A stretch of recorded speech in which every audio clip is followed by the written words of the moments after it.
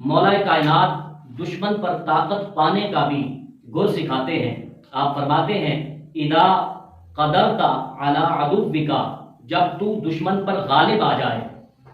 جب دشمن تیرے زیر دام آ جائے، فجعل العفو عنہ، تو پھر دشمن پر جب تو غالب آ جائے تو اس وقت تیرا عمل کیا ہونا چاہیے؟ دشمن ایک بہت بڑی مصیبت ہے، دشمن ایک بہت بڑی آفت ہے۔ مولا علی فرما رہے ہیں کہ اگر دشمن تیرے زیر دام آ گیا اور وہ تیرے قابو میں ہے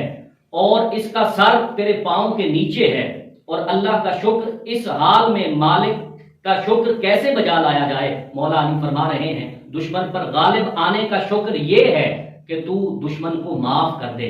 یقیناً مولا علی کا وہ واقعہ آپ تمام احباب نے سن رکھا ہوگا کہ جب ایک غزوہ کے اندر آپ لڑائی کے دوران ایک کافر کے سینے پر چڑھ گئے،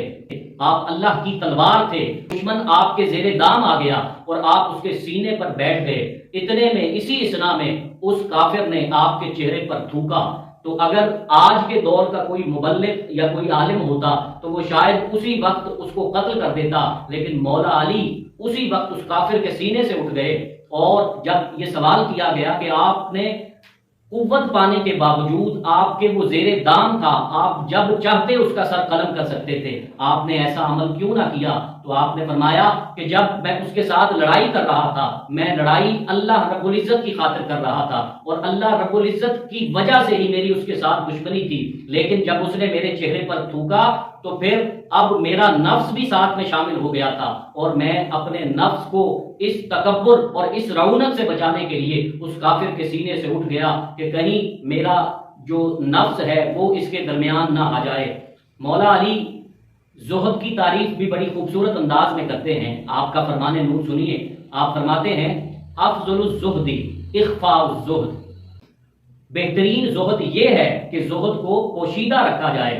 ہم اپنی عبادتوں، اپنی نیکیوں، سماجی خدمات کو اشتہارات کی صورت میں چھپواتے ہیں۔ اگر ہم کسی کے ساتھ نیکی کر رہے ہیں، بلکہ آج کے دور میں یہ معاملہ بڑا بگڑتا چلا جا رہا ہے کہ جب ہم کسی کی مدد کرتے ہیں، کسی غریب کی مدد بھی کرتے ہیں، تو ہم تصویر بنائے بغیر کسی غریب کی مدد بھی نہیں کر سکتے۔ جب ہم میڈیا پر بھی ایسی تصاویر دیکھتے ہیں کہ جن میں راشن کا ایک چھوٹا سا تھیلا دیا جا رہا ہے، اور جو غریب ہے وہ